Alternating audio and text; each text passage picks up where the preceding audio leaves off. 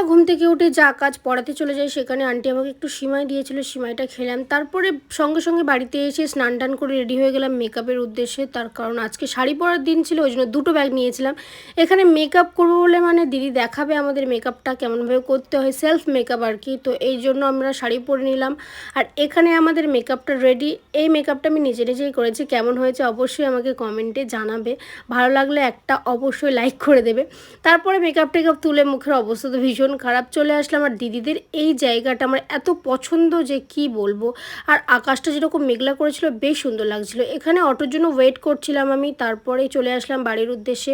এত কষ্ট হচ্ছিল না, এসে আবার আমাকে পড়াতে যেতে হবে।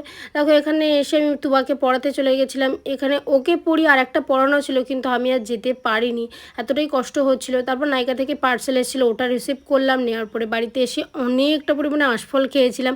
খাওয়ার পরে যদিও। তাহলে ভিডিওটা অবধি, টাটা।